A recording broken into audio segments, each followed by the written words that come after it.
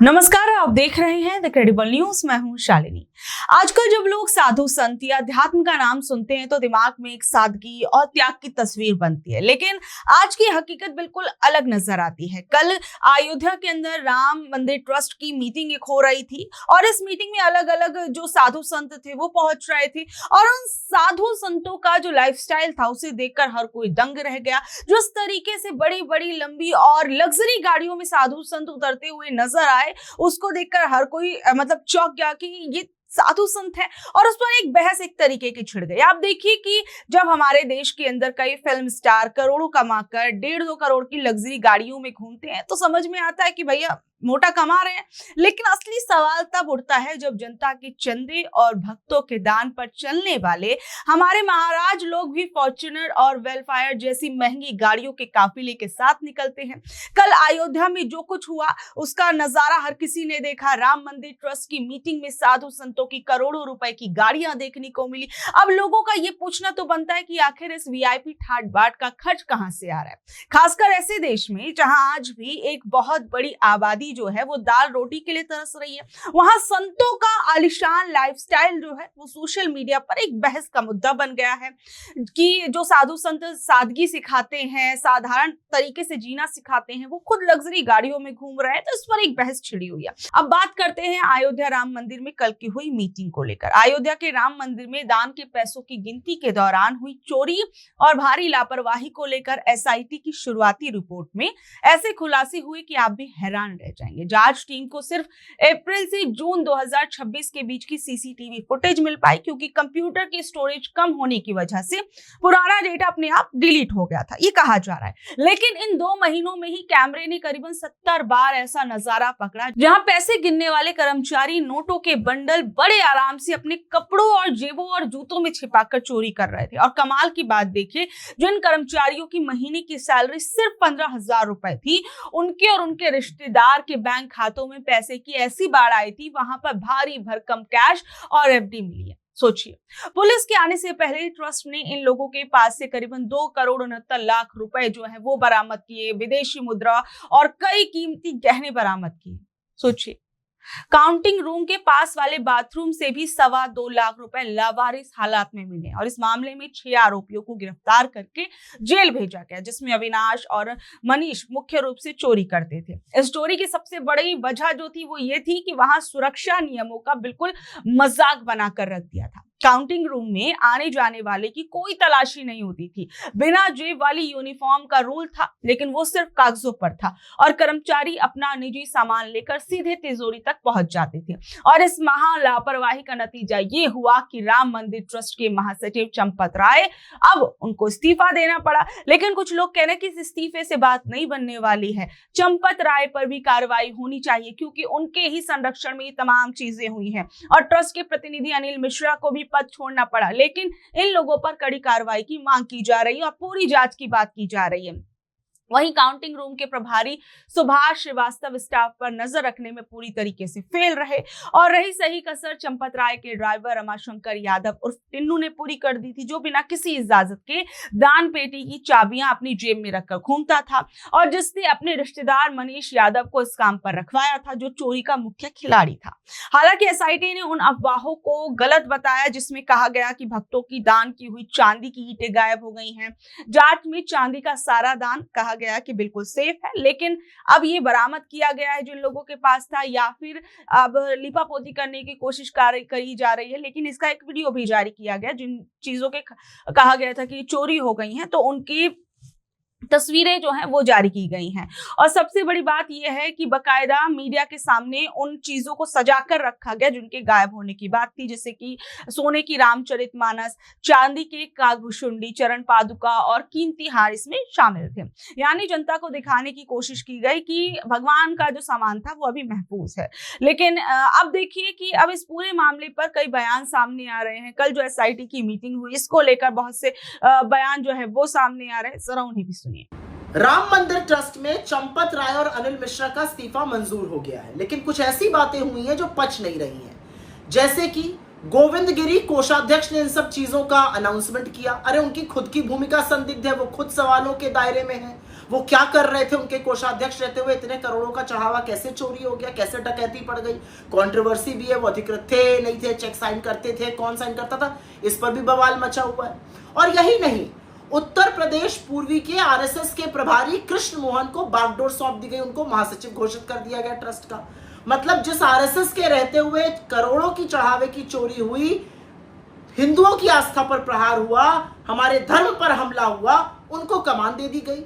जिस ट्रस्ट की विश्वसनीयता ही नहीं बची, उस ट्रस्ट को भंग कर देना चाहिए। इन सब लोगों के रहते हुए भी प्रभु राम के दरबार में करोड़ों की चोरी हुई, तो ये सब लोग क्या कर रहे थे, इनकी क्या विश्वसनीयता है। और असलियत यह है कि इस ट्रस्ट में चुन चुन कर लोग नरेंद्र मोदी जी ने डाले। उन्होंने इस ट्रस्ट को आरटीआई से बाहर किया, सवाल के जवाबदेही से, सरकार की जवाबदेही से बाहर किया। ये ट्रस्ट अपना क्या कर रहा है किसी को पता ही नहीं, एक ब्लैक होल है। तो ऐसे ट्रस्ट को भंग करना चाहिए, उसमें वो लोग डालने चाहिए जो विश्वसनीय हो, जो धर्म में, इस देश की मर्यादा में आस्था रखते हो। क्योंकि मैं फिर कहूंगी, ये चढ़ावा चोरी का मामला नहीं है, सिर्फ ये एक्चुअली हिंदुओं की आस्था, हमारे धर्म पर धब्बा है, उस पर प्रहार है, उस पर हमला है, जो इतिहास में पहले कभी नहीं हुआ है। तो चंपत राय निकल गए और कृष्ण मोहन आ गए, ये बात नहीं पचेगी। क्योंकि आरएसएस के रहते हुए ये चोरी हुई है। करोड़ों मंदिरों में इस तरह का घोटाला नहीं होता है। जहां आरएसएस की पहली भूमिका आई, उस राम मंदिर को इन्होंने लूट डाला, और फिर भी बागडोर आरएसएस के हाथ में है। ये सर्वथा गलत है। इन धर्म विरोधी लोगों को निकाल बाहर करना चाहिए और उसमें धर्मपरायण और धर्म भीरू लोगों को डालिए। नहीं, देखिए, वो इस्तीफा चंपत राय का है, उसमें कोई विशेष बात नहीं है, वो तो उनको जाना ही था। आपने एक छोटी मछली पकड़ ली है, इस पर सारा दारोमदार इस चोरी का डालना चाहती है, तो वो तो कोई इसमें आश्चर्य की बात नहीं है। लेकिन एक नया आपने यकायक कोई चेयरमैन बना दिया। मैं ये जानना चाहता हूँ, आपने किसी सोच समझ से, किसी तरीके से पुरानी एक कमेटी बनाई थी, उसमें एक चेयरमैन बनाया था, वो पूरी कमेटी के बनाने का तरीका फेल निकला, जिसने इतना बड़ा घोटाला किया। तो कम से कम नए तरीके तो आप चेंज करते। ये बात तो स्पष्ट हो गई कि सरकार अपने विवेक से जिसको वहाँ डालेगी वो काम ठीक नहीं कर पा रहा है। सरकार की डिसीजन प्रक्रिया फेल निकली है, तो नई प्रक्रिया को सार्वजनिक कर बताना चाहिए था कैसे आप कर रहे हैं। ये फौराफौरी में आपने क्यों ये काम कर दिया? क्या लीपापोती के लिए एक नया चेयरमैन आपने फटाफट वहाँ बना दिया? भरे उकारे बाहे का क्या है मैं नहीं जानता हूँ। फिर ये बात तो निकलेगी, भाई इतना पैसा जब वहाँ से निकाला जा रहा है तो जूतों में निकालें, चप्पलों में निकालें, बात वो नहीं है। बात ये कि सब बट कहाँ रहा था। और इतने दिनों से अगर चल रहा था तो जिस मंदिर पर के चप्पे चप्पे पर सरकार की आंख है, जिस मंदिर के निर्माण पर आध्यात्मिक, धार्मिक और प्रशासनिक रूप तीनों में रुचि सरकार की रही है, जो अपने आप को वो सबसे बड़ी हिंदू हित रक्षक मानती है, उसकी क्या जिम्मेवारी बनती है? भाई इतनी बड़ी चोरी पिछले 70 साल में, जब इनके हिसाब से ऐसी सरकारें थीं जिनको हिंदू धर्म से कोई लेना देना नहीं था, उनके अंदर तो कभी इतनी बड़ी चोरी नहीं पाई गई। भाई इस बड़ा बड़ा चढ़ावा तो मुझे लगता है, जहाँ तक है कि तिरुपति में भी आता था, माता वैष्णो देवी की जगह पे भी आता है, बहुत से और मंदिर हैं जहाँ काफ़ी चढ़ावा आता है, वहाँ से तो कभी ऐसी खबरें नहीं आई। छोटी मोटी होती रहती होंगी, हम ये नहीं कह सकते। मानवता में कमजोरी होती है, गलत लोग हर जगह घुस जाते हैं। इतनी व्यापक लूट और डकैती तो और कहीं नहीं देखी गई है। इसका भी तो जवाब देना चाहिए कि आप राम मंदिर ट्रस्ट मामले को लेकर के बड़ा बदलाव किया गया है। चंपत राय का इस्तीफा ले लिया गया है, अनिल मिश्रा का भी इस्तीफा स्वीकार कर लिया गया है, जबकि कृष्ण मोहन को अंतरिम महासचिव बनाया गया है। तो इसको किस तरीके से देख रहे हैं? नहीं, क्या चंपत राय जी का इस्तीफा लेने से या अनिल मिश्रा का इस्तीफा लेने से चोरी खत्म हो जाती है, चोरी का आरोप खत्म हो जाता है? ये तो लीपापोती वाली बात हो गई। 7 जून 2026 को माननीय अखिलेश यादव अगर इसका खुलासा ना करते तो ये चोरी सदा चलती रहती। और 7 जून के बाद 6 जुलाई, 1 महीने तक पूरा समय दिया गया, और जब तक सारे सबूत मिटा दिए गए, जहाँ जहाँ से जो माल चोरी हुआ था वो वापस ला के रख दिया गया और कहा चोरी हुई नहीं। और ये ठीक है। देखिए, इनको अब तक गिरफ्तार कर लेना चाहिए था, ट्रस्ट को भंग कर देना चाहिए था, और इस पूरे मामले की निगरानी सिटिंग सुप्रीम कोर्ट के जज के अंतर्गत होनी चाहिए थी, जो अगर आप निष्पक्षता चाहते हैं। लेकिन भारतीय जनता पार्टी वो चाहती ही नहीं है। चंपत राय को भी क्लीन चिट मिल जाए धीरे से, ट्रस्ट भी हमारा बना जाए, कोई दूसरा आदमी आके इसको अच्छी तरीके से चोरी करे, ये भारतीय जनता पार्टी की मंशा है और वही हो रहा है। राम मंदिर दान गिनती मामले में एसआईटी के बड़े खुलासे हुए हैं। प्रारंभिक जांच में 27 अप्रैल से 5 जून 2026 के बीच सीसीटीवी में करीब 70 संदिग्ध घटनाएं सामने आई हैं।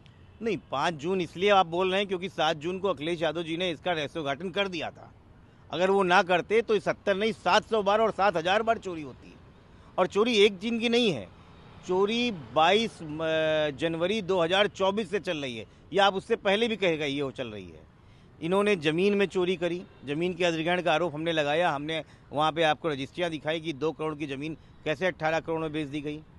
इन्होंने निर्माण में कहा, अनिल मिश्रा को 40% निर्माण में कमीशन जाता था। इन्होंने चंदा चोरी में लिया, इन्होंने चढ़ावा चोरी में चोरी करी। तो राम मंदिर के हर कोने में, हर ईंट में इन्होंने चोरी करी और इस देश के 140 करोड़ के राम भक्तों के श्रद्धा की चोरी करी है, उनकी आस्था की चोरी की है। अभी भगवान प्रभु श्री राम में इनको अयोध्या से बाहर फेंका है। अब समय आ गया है, इनके पाप का दंड इनको मिलेगा और ये उत्तर प्रदेश से भी इनका सफाया होने वाला है। अखिलेश यादव ने एसआईटी पर सवाल उठाया है, कहा कि राम मंदिर दान मामले की जांच भाजपा के दिल्ली और लखनऊ गुटों के बीच की खींचतान प्रभावित हो रही है। नहीं, देखिए ये तो साफ है, ये एक बड़ा सवाल है कि जब राम मंदिर ट्रस्ट की घोषणा की तो प्रधानमंत्री मोदी जी ने संसद में खड़े होकर इसकी घोषणा की। प्रधानमंत्री मोदी और पीएमओ कार्यालय ने पूरे के पूरे 15 मेंबरों में से 12 मेंबर को खुद नॉमिनेट कर दिया और यूपी गवर्नमेंट से पूछा भी नहीं।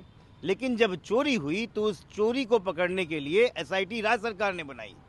क्या राज्य सरकार डर गई थी कि केंद्र सरकार से कोई एसआईटी बन जाएगी तो हमारी चोरी पकड़ी जाएगी? क्यों ऐसा हुआ? और बिना एफआईआर के एसआईटी? ये तो वही वाली चीज हुई ना कि आप चोरी भी खुद कर रहे हैं, पुलिस भी आप अपनी बना रहे हैं और अधिकारी भी आप अपने ही रख रहे हैं। तो किस बात की निष्पक्षता? पूरी की पूरी चोरी को पकड़ने में लीपापोती और बड़ी मछलियों को बचाने की कवायद चालू है।